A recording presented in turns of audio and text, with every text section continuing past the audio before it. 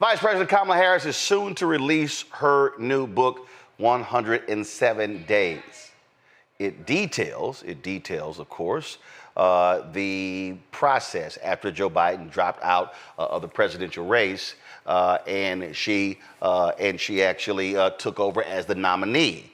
And the first excerpt from the book, the first excerpt of the book was dropped in The Atlantic, and it already has folks talking. In this excerpt, she talks about, she labels recklessness in terms of Democrats and not, of course, pressing Biden harder to not run. She also name checks Biden and his wife, Jill. She talks about how the White House did not protect her, how they allowed attacks to take place. And she literally, says that basically the Biden White House threw her under the bus numerous times. Even, and then she talked about a situation where an event where I covered when she gave a speech in Selma, and she talked about what was happening in Israel and Gaza, and it was received very well, and the White House hated that. And I remember that because we covered it then. So it's so much in her first excerpt that we talked about on this show. So this is confirmation. As we say, hashtag we tried to tell you. Ashley Etienne was the communications director for Vice President Kamala Harris, and she joins us right now. Ashley, glad to have you here. So, having me, Roland. First of all, this excerpt, coming out the box, like you're coming out hot. Exactly. Coming out hot. So I don't want to go through it. Okay. We're having some tech issues, so I can't actually show it. The Atlantic has the whole deal. But one of the things that she opens up talking about Divine Nine, speaking to them, the kind of groups that she was trying to bring in, the role that she played, being an African-American woman, all those sort of different things. Yeah. The energy that she brought to the table. But she then gets into this whole back and forth and how she was new, staff was new, all these different things, and how she was being constantly attacked, and the White House was not protecting her. Mm-hmm. And the reality is, and I remember in real time, and I was one there. Of, you were there, and I was one of the folks who was saying externally, the attacks on her were coming from inside the White House. Oh, you said that? Oh, hell yeah, I said it. It was quite obvious. It was very obvious. Okay. And here is her saying it's exactly what was going on. Sure. No, I was there, and that is actually what was happening. I mean, it was an incredibly challenging time because we were in the middle of COVID. Fox News, as she says in the excerpt, came out of the gate, trying to undermine her, lower confidence in her, attack her on everything from her laugh to her portfolio, I should say. And she also says in this excerpt in the book that, listen, she had a pool coverage. She did. VP's never had that. They just sort of had like some light stuff. Yeah. Because of who she was and how people were. She had media covering her all the time. So every comment, everything, they were able to run with it. Unlike when Pence, we never knew what the hell he was talking about. Yeah, no, I agree. But I think the opportunity was there for her to tell her own story, right, in an unprecedented way. No other vice president had ever had. So Joe Biden actually deserves credit for building a press pool for her. I think that press pool was as many as a dozen reporters. And that did create an opportunity for us to really start to tell her story. But that was just an incredibly challenging time. We were in the middle of COVID. There wasn't much happening. So well, it was COVID, yes, but also it was 50-50. She couldn't leave D.C. a lot. No. So even when... So that's when the narrative started to bake. Where's Kamala Harris? Right. It was kind of like, y'all, there were so many ties. She broke the record of the most ties in history because she had to stay in D.C. a lot.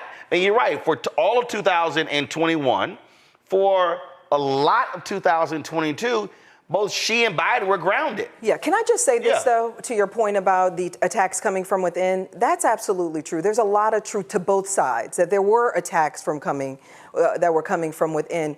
But here's the thing I would like to just sort of level set, is that the job of the West Wing is to promote the president. Yes. The job is not to promote the vice president. There were times in which we asked for their help. There were times in which they gave it. There were times in which they did not. We got to a sort of, when we hit a fever pitch, were incredibly frustrated with the West Wing because we felt like they could have done more to inoculate her from criticism. But I will say the one thing that people hardly ever talk about, and I hope she gets into this in her book, is that really fortified her in a lot of ways. It really positioned us to identify what her long-term needs were, to build that outside infrastructure, because you couldn't depend on it from within the West Wing or from within the White House, which became helpful to her as she started to move down the process. And when she launched her own campaign, that infrastructure was there. That's why I was able to kick in that quickly. You remember when there were questions about whether or not she should be next, you had the CBC coming, a whole lot of outside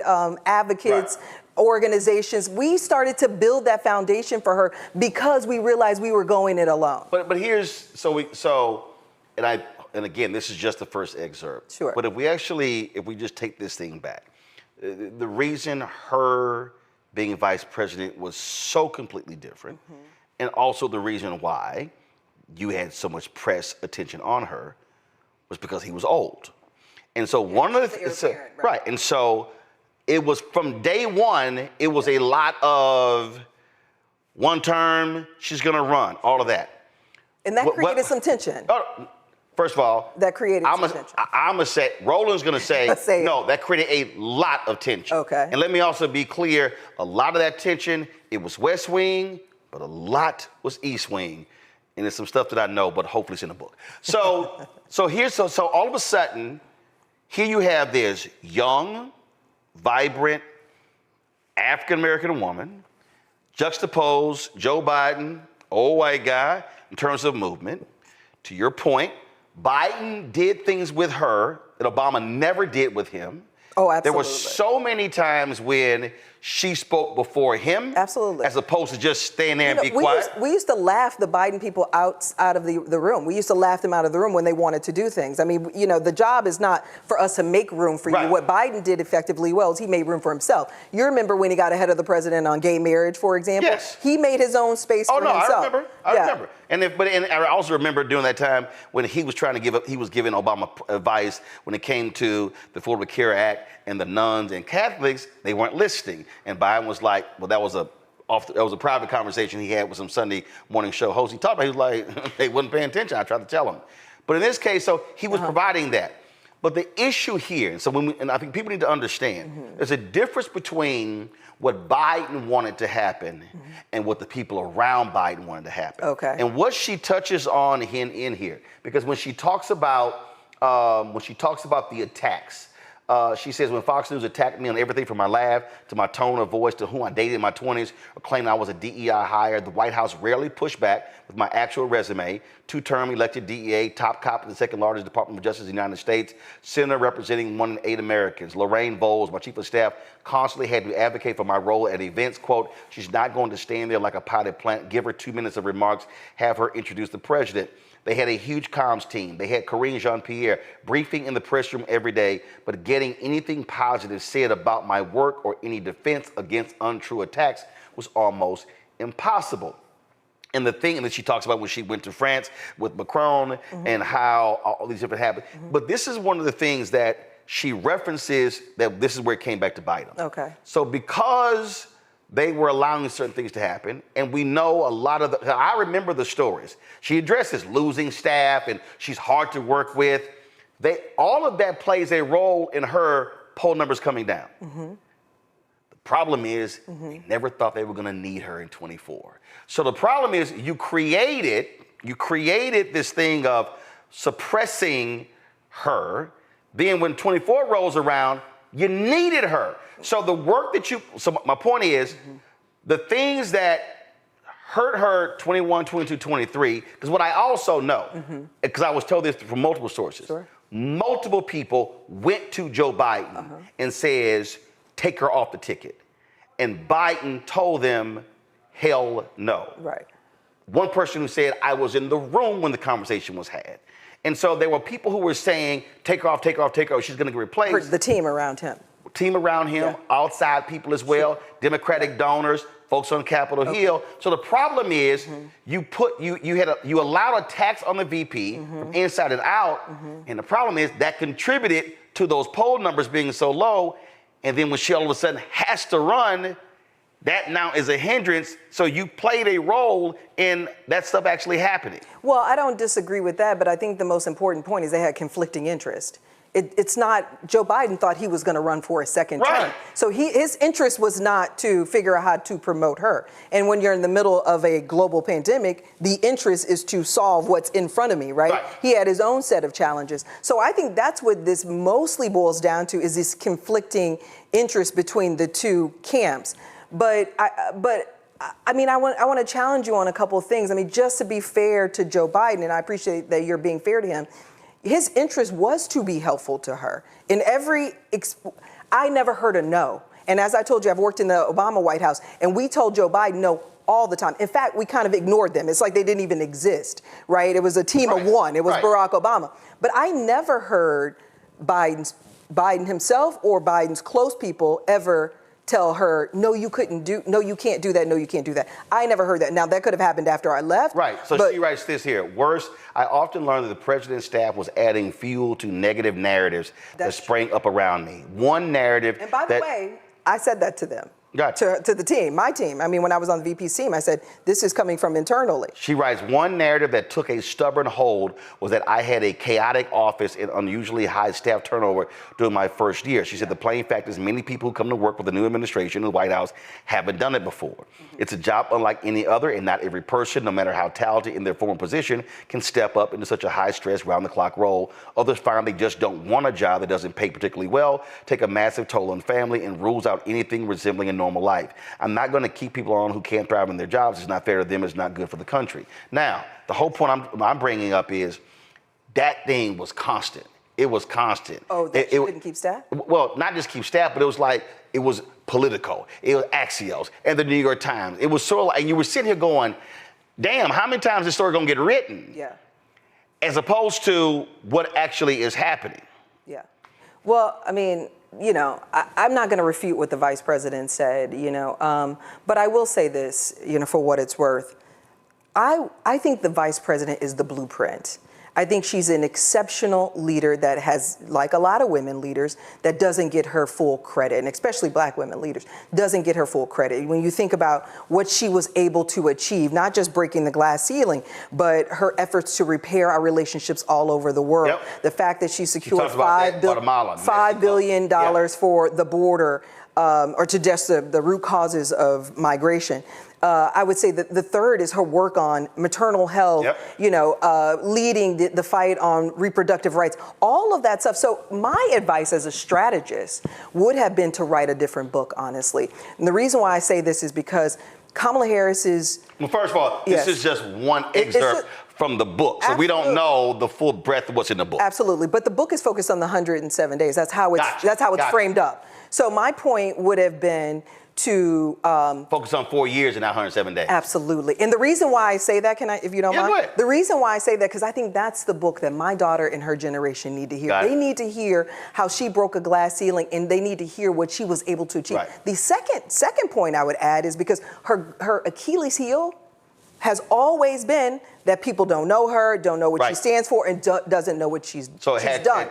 So my point would have been, my advice would have been to lead with that. Now, all of this stuff, you can talk about your challenges as a black woman and as the first. It could be a two-book deal. We don't know. It could be it could be, but I'm just saying out the gate, because the concern is that this opens up a wound, you know, within the party, and it serves as a major distraction. In addition, serves as a fodder for Trump and the GOP. So I remember this vividly. She writes, in Selma, Alabama, at the commemoration of Bloody Sunday, when civil rights marchers were attacked and beaten once they crossed the Edmund Pettus Bridge, I gave a strong speech on the humanitarian crisis in Gaza. And at this point, you had already left. Yes. Desperate people had been shot when they swarmed a food truck, and I spoke of families reduced to eating leaves or animal feed, women prematurely giving birth with little or no medical care, and children dying from malnutrition and dehydration. I reiterated my strong support for Israel's security and called on Hamas to release the hostages and accept the ceasefire agreement then on the table. I also called on Israel for greater access to aid. It was a speech that had been vetted and approved by the White House and the National Security Council. It went viral, and the West Wing was displeased. I was castigated for apparently delivering it too well. Their thinking was zero sum.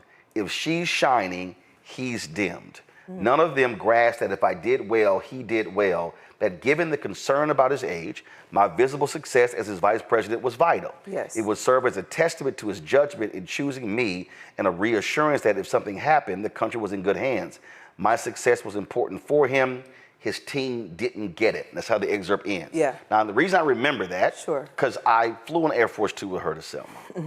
And I remember the speech and many people, and I remember the reaction, the people who were there, and then the reaction external. And then I remember the next 7 days, and the White House was pissed. And we were like, how? Why would they? Like, it was like, what are you doing? How are you mad that that was received well when that's why you sent her out to say it? It was the most unbelievable. And it's vetted by them, right? Right. It was like, and in fact, the speech had been changed, and they literally had approved every word in it. So I remember covering that in real time, and what she's saying, and hearing that, and it was like, how are you mad? And that was, I was talking to, what I was told was, she literally was like, hey, there was something else going on. Hey, I can't wade into that right now because I got my ass kicked on the Selma speech.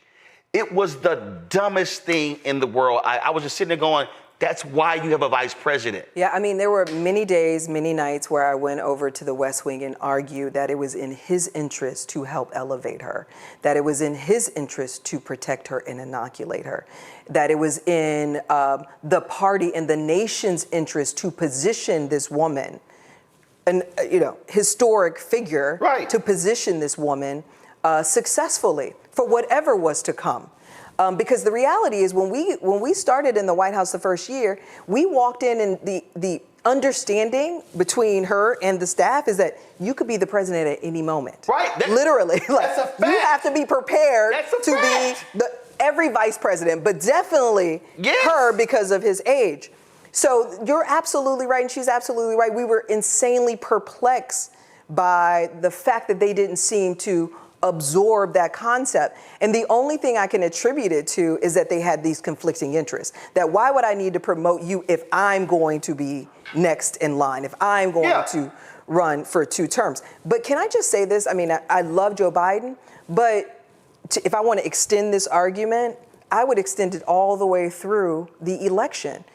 I remember at certain points in the election, I'm like, where is Joe Biden? Why isn't he in North Carolina with a mop? They had just had a storm, a horrible storm, mopping up streets. Like, why isn't he doing more to turn out the Biden voter? Because there is a specific Biden voter. And there were points at which days and weeks he was not even on the campaign trail. I think. So it raises all these questions to her point. 24 for me was just, that whole thing, that whole period was just so insane. And remember, we had not seen an incumbent president step aside since LBJ in 1968. And his numbers were so low. People were still pissed off. It was sort of like, do we send them out? Do we not send them out? What do we do? And then again, of course, her campaign manager was his campaign manager. Well, it was also in the West Wing. Jen O'Malley Dillon. Was also in the West Wing. Oh, no, right. Was also in the West Wing. I got no problem saying it. So if we're saying the West Wing isn't supporting you. I have no problem saying it, and I'll put it out here. Oh, I got no problem saying it. I said it before. Saying what? Jen O'Malley Dillon and Anita Dunn were part of the problem in hurting Vice President Kamala Harris. But why keep them on then? Huh? Why are they? Well, again, because this is where when you talk about just how the craziness of it. There's a and you know this working inside of politics, whether it's for the vice president, Speaker Nancy Pelosi. There's a difference between the chief and their relationships with, let's say, a VP or another senator or another member. But it's different when staff has their own agendas. And there are different people on staff who operates differently. And the grudges, not just agendas. Right, because she brings it up. She wrote about, of course, when she criticized President Biden Vice President Biden during the campaign when it came to busing. And I know from own reporting, there were people on Jill Biden's staff who never got over it.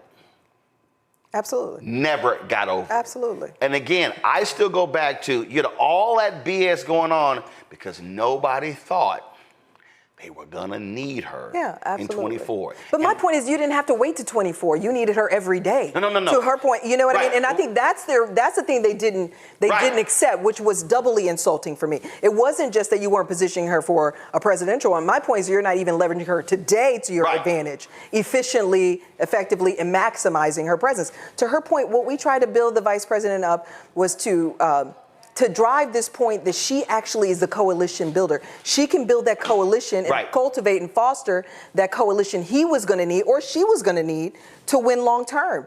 I mean, Politico wrote about it, how she brought in all of these groups and was meeting with them in her ceremonial office. Because he wasn't doing a lot of meetings. We designed all of that intentionally to not only build her infrastructure and develop her relationship with all these groups or strengthen her relationship with all these groups, but really to position him or her to win come 2024. Yeah. So that was my real thing is like, wait, we're doing good things right now that could benefit you and that you need to be elevating. But there was a reluctancy and a hesitancy. I think it's because of the grudges, the relationship dynamics, and the conflicting interests. And the point I'm making, and panel, get ready, I'm about to come to y'all. And the thing that just, again, that jumps out at me. So because they were thinking, oh, he's running again. He's running again. So you essentially, you shitted on your VP, thinking, yeah, we ain't gonna need her. You had people. It wasn't. Okay. No. But I know from my report. I don't disagree. I think there's when I say to it all. Well, when I say shitted on, what I mean is because you did not think you really needed her. You let certain things happen. Those things that happened caused her popularity, and I'm not removing her responsibility from any of this. Please. No, because everybody has a role and has agency, themselves. and you had 12 reporters. But what I'm saying is, those things also played a part in if you were here, going down here. Totally. And then the problem is when you needed her, when you never thought you needed her, when you needed her, she was starting here, and now the role that you played in her being here, and now she has to now fight to come up. And so that to me, the lesson for leaders, not just political leaders, the lesson for leaders is none of us know what tomorrow, the next hour, the next minute holds. And so while you may think you are number one and you got this, you also have to recognize that you do have to position for the continuity of leadership, and decisions that you make today could have negative consequences tomorrow.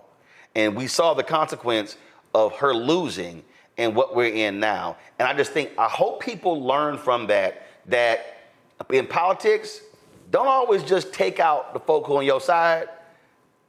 Work with the people on your side because you might really, really need them a little bit later. Go ahead. Yeah, I mean, I think I definitely agree with you. I was in the building, and I would say that that there were efforts made to support the team and to support what the team wanted to do and to support the vice president. So I think there's truth in all of this. I think she's right about 99.9% of what she's actually saying. But there were some opportunities that were created that I think she took advantage of, and she knocked it out the park. But I think the interesting thing, I want to go back to challenge you on one thing. I met with the vice president's team maybe 2 years after I left, and I brought in CBS poll, and we were meeting to talk about what her accomplishments were, and why they weren't sticking, right? Because we knew her, all this stuff, they weren't sticking. I pulled out this poll and I said, look at this poll right here, okay? Now, she's outperforming Joe Biden among his own coalition. So at one point, she was outperforming in terms of the polls. All those are base voters, everybody you need to run. So my point to the team was over-index on targeting these constituencies right now. Okay, in your own interest, over-index. So yeah, I mean, at one point the numbers did go down, but then she kicked into high gear. Well, especially, and what really flipped that was she writes about the Dobbs decision where and this was before Dobbs. She really yes, and this was actually before Dobbs, where okay, the first year was tough. Because Biden couldn't really do, he didn't really No, do a lot. it was the first year was tough. Second year, Yeah. she starts to get her footing. By the third year, she's smoking. And so my point is, you're already beating Joe Biden among his own coalition. Now, I don't know if they saw the same poll I did. I'm sure they did. That may have caused some more friction. But even by Who knows what? Even by that third year, Yes. there were still people who were going to Joe Biden and say, drop her. Oh, no doubt. It was insane. Oh, no doubt. I think people weren't looking at the numbers, and they're not political like me to understand what that actually meant. And my point to them was, you've got something you can cook with. Right. Do you know what I mean? To quote Donna Brazile, add a little grease to it, and this is going to hit, and this is going to hit. And that's when she started doing the college tours. Then Dobbs happened. She started traveling the country when she was going down to to Atlanta, meeting with rappers and other folks that were key in those constituencies. So even when you got the 24, the economic tour, because even then, Biden still was not out there a lot. So once I won't say we got past COVID, Sure. but she was. So there was a lot of opportunity created there. Right. You had your own pool. Joe Biden was down, right? But I can tell you this here. I can definitely tell you, from January to June, the absolute struggle was with that campaign. Because that was also the absolute struggles with it. Was in terms of her visibility. It was the conversations that I was having with people, and the battle that was happening internally in terms of trying to do exactly what you're talking about. There were people, forces who did not want her doing those things. There were others who were saying, "What are you talking about? He's not moving to these places. Use her more. Have her out there talking me." So when she did the economic tour. Sure. That was like, okay, an 8-city thing was kind of there, but there were others who were really advocating for to go even harder, and it was this tension in the campaign. So you had a campaign tension, then you still had a West Wing VP tension that made no sense to me, because I'm like you need to win. Yeah, but it all goes back down to the same small set of people, both the West Wing and the campaign.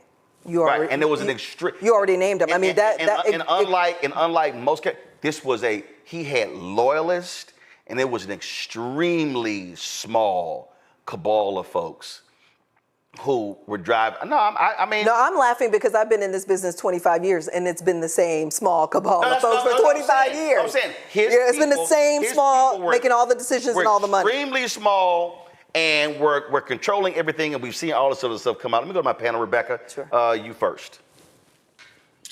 Thank you so much for being on the show tonight. So, two-part question. Will Harris run again? And if so, how would she need to position herself to be successful through a very fraught and raucous Democratic Party primary? Yeah, I don't know the answer to that. I don't think anyone knows it. Excuse me. I'm sorry. I thought it was here. Forgive me. I don't know. All right, we got you. Okay, we got you. Okay, sorry. Forgive me. That used to be the old camera. Go right here.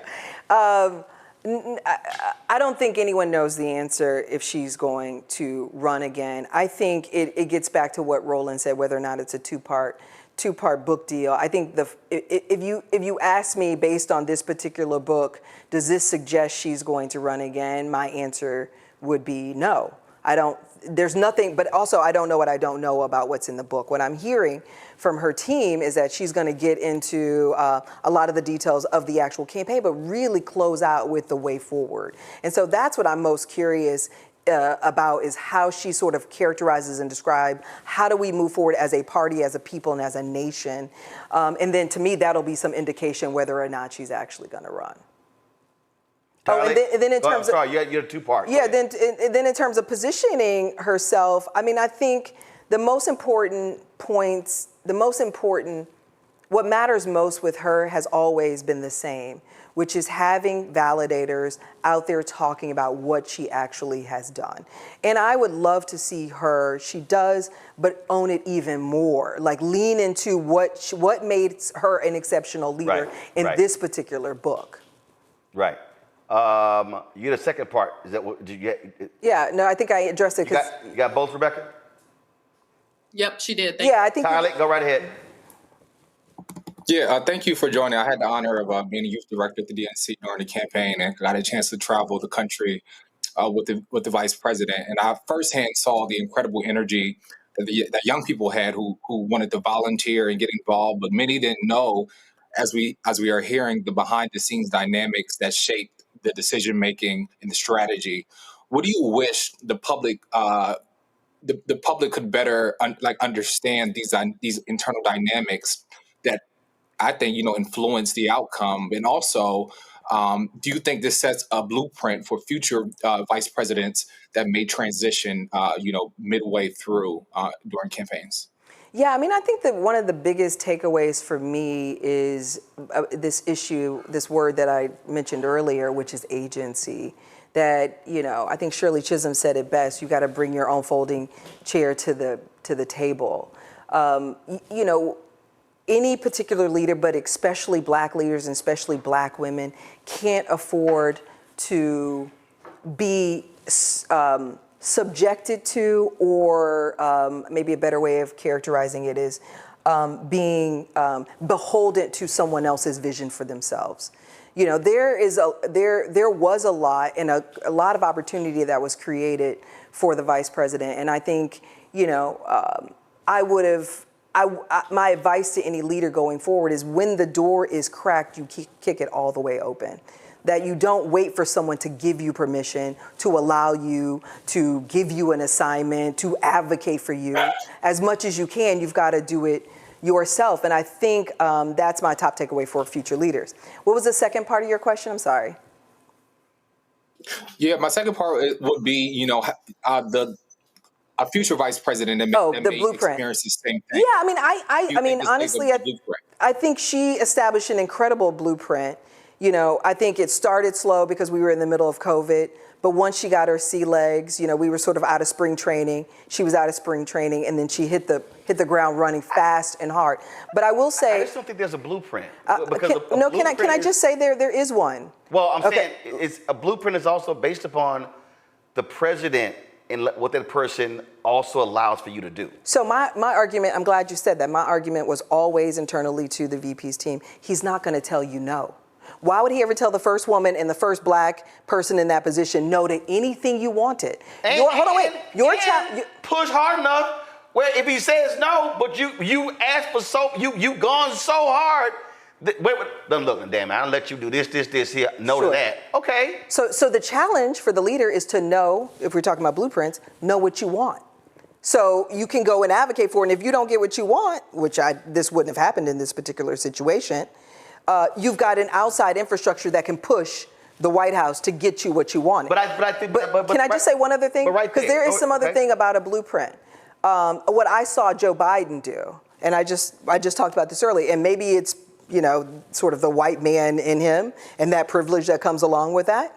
But there were several times where he got ahead of the president. There were several times when he went to the president and said, this is what I want to do. I mean, I don't know that the story is even told, but before the inauguration in 2009, he went to the president and said, I want the Recovery Act. Now, let me tell you how genius that was. You know what that means? You're only going to get one bill passed, likely, worst case scenario. That was going to be the first one. Why would he choose that one? Because that would enable him to go all around the country, write checks, purple states, blue states, districts, establish his own infrastructure. Right. So he was thinking long term about his own future. Now we also know that he asked for a lot. Obama let him do some stuff. And then Harry Reid was like, man, get his ass out of here. He missed my negotiations. Absolutely. So that was a different deal. Yeah. And then he became marginalized. But he never stopped knocking on the door. But here's the thing that I also... And neither did the vice president. But here's the other thing that I think, and again, this is why I disagree with this notion of a blueprint. The difference with Biden, first you're talking about a person who was a creature of the United States Senate, who had extensive Capitol Hill relations, who had extensive foreign relations, serving as a chair of the Senate Foreign Relations Committee. One of the reasons he was picked, served on the committee with Obama. And so he brought, frankly, heft to the position. She comes as vice president, gets elected 16. So basically, you're in the Senate 3 years. Before that, Attorney General. Yeah. So Now I think. I mean, and you know, she's worked at every level of government. No. I understand every level of government. Okay. But there is a difference between being a DA and AG in California and being a 3-year United States senator and serving as vice president. Compared, let me just I'm gonna walk let you through. finish. Compared to what he brought to the table. Sure. And I think when she talks about staff not working at that level, it also applies to her, because that also was a whole different animal than she ever experienced. Oh yeah. And I only know this just from personal conversations. She had to get her footing. Sure. And it was like, and one of the criticisms of the vice president, and if I sat across from her at dinner, well, actually I did say it, is that she often was so careful, so meticulous, that it contributed to problems. Her best 2 speeches as vice president were actually at 2 funerals. First was in Buffalo. Second was Tyree Nichols. Even though Nichols was scripted, the Buffalo one wasn't, because there was no script, there was no speech, there was nothing. Sharpton called her up to make some comments. And I saw her, no notes, no nothing. Fire. Just speak off the top, and the passion, the energy, the compassion, all of that with it. I think one of her weaknesses is being so that what it does is risk averse to some degree. It constricts you from being you. Okay. If I go to the campaign, forget all the rallies. It was when she had the rally. There was a rally at the hangar at the Detroit airport, but it was the speech she gave at the Union Hall, and I kept saying, "Y'all need to unleash that Harris." And so I think for her, just like anybody else, that first couple of years, she had to gain footing with what that was. Unlike a Biden who, because he had operated in that power circle for so long, hell, he just, to your point, he just rolls in and say, "Hey, this is what I want to do." Let me interrupt you before I forget my point. But I think as we talk about blueprints, one thing that you have to understand going into that building, not just the vice president or the president, even me as a staffer, you have to understand your own power. Yeah. Okay. So Joe Biden's power is, I know my way around the Senate, I know policy, I know foreign, I got relationships, et cetera. Her power is you had 94% of black women behind you. You had, that whole coalition that we cultivated for her that was behind her. So I think when you come into the room, and you have to understand you're a history maker. Right. I dare somebody, I don't know if I can curse, but I wish a motherfucker would, kind of an attitude. Yeah, we cuss all the time. Exactly. So, so my point is that the key is you have to always understand, what am I working with? Why am I in this particular room? And so if you can understand that, then that informs your entire strategy. Rebecca, do you have a question before you go? Okay, Rebecca's gone. Zachary had to leave early as well. Last point here. I really hope. First of all, as Tyler asked it earlier, we don't know what she's going to do. She's already made the decision she wasn't going to run for governor of California. I never believed that she was going to run for governor of California. When people were asking me, I was like, guys, y'all don't understand. You don't understand what the personal toll of losing, of being on the personal cusp. toll of even being in office. Right. No. I mean, that's exhausting. She's been doing it since she was 30. Right. But what I mean is, but being, I get all of that, but I'm talking about literally being on the cusp of being president of the United States, first woman president of the United States, but also losing to someone who's evil. And so I remember having conversations with people close to her and others. I was like, guys, I don't think for a second. I said, because you literally have to process, it's grief. People, I saw the stories of how she was in tears that night. I'm like, y'all understand, losing is not simple. being on the cusp is not simple. You have to take some time. I just felt that trying to step into a governor's race was way too soon. That's just a losing job. So now, well, you can't really win as a governor, and No, to position yourself to be president. Well, that's a challenging thing in California. Well, I'm not right. in other states. In California, we're talking about California. But the other piece is that if your intention was not to run for president one day, also making history as the first black female governor is also historic. But also, California is the fourth largest economy, and it is a perch by which you can still be part of the national conversation. But the point I'm making here is, I still believe there is a tremendous role that she can play. Absolutely. I believe that there's a wide open space. I look at what's happening right now. Sure, Obama created this gerrymandering, redistricting thing with Eric Holder afterwards. But I still think that what is missing right now is someone of national stature who can speak to those coalitions. I look at Texas. What do we say about our native Texas? The reality is, it is ruby red.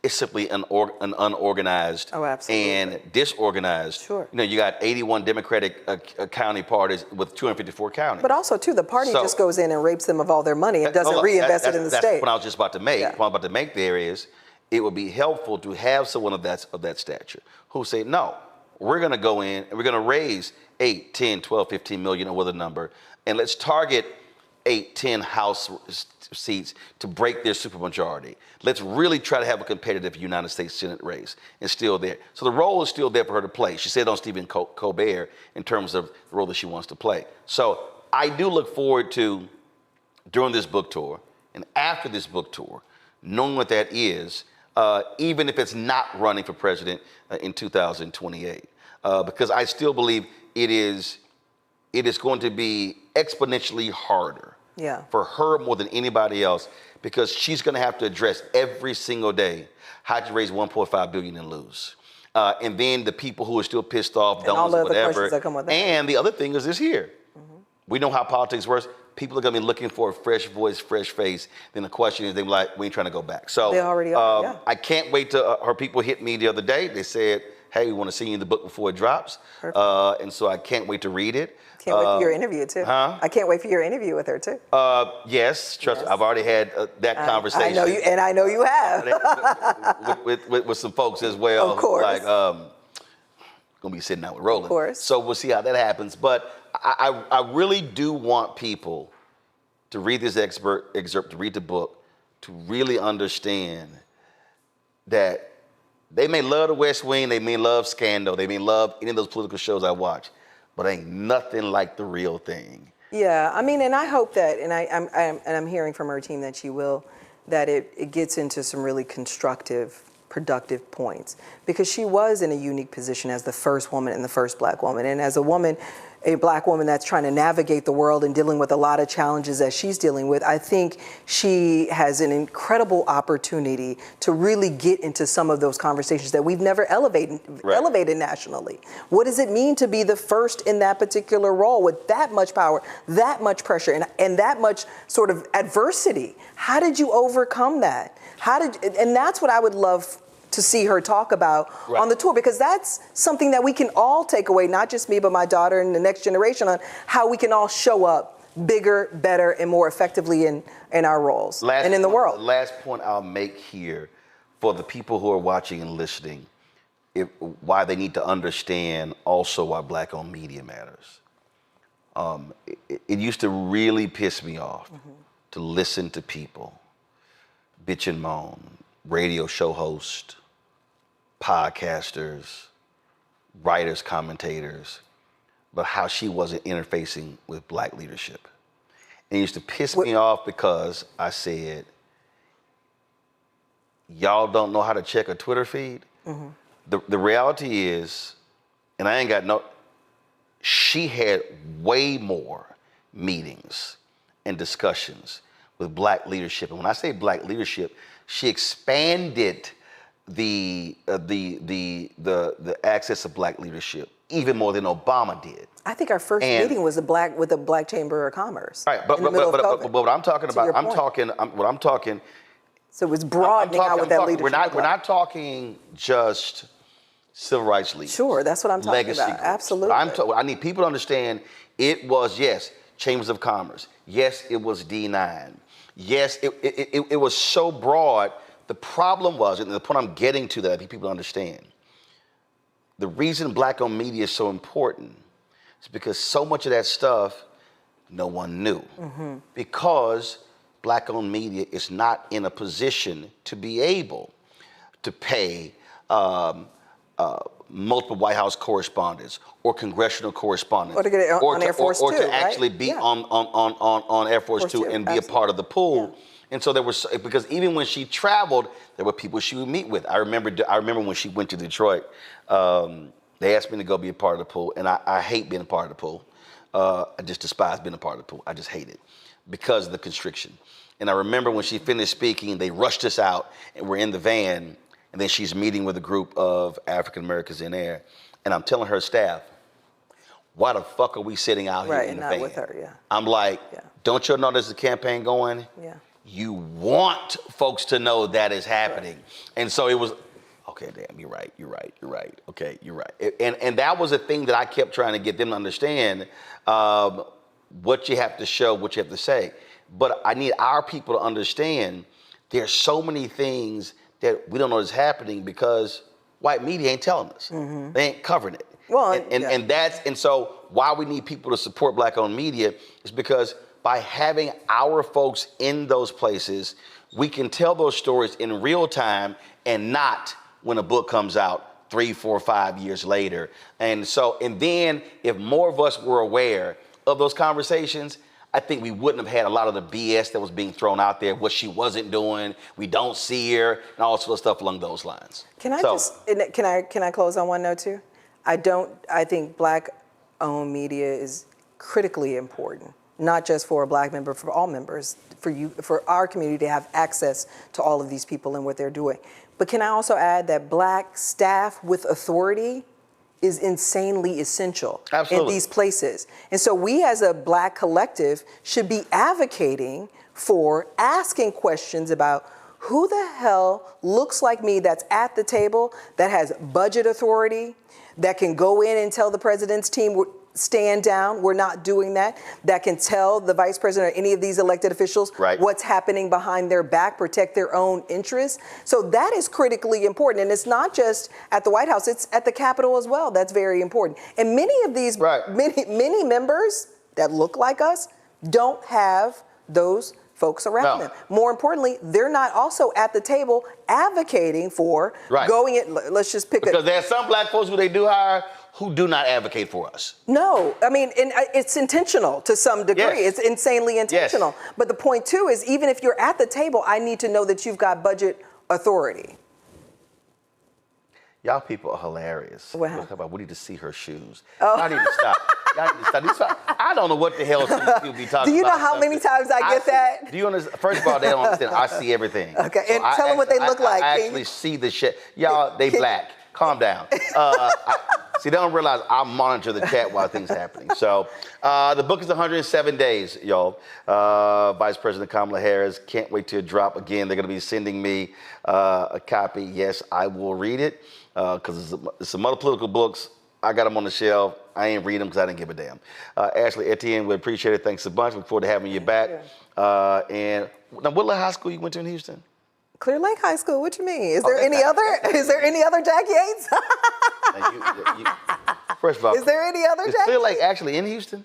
No, y'all co-opted us because we got NASA. Y'all wouldn't let us not be in Houston. And y'all were broke, so y'all need that tax base. But yes, yours truly went to the Jack Yates High School.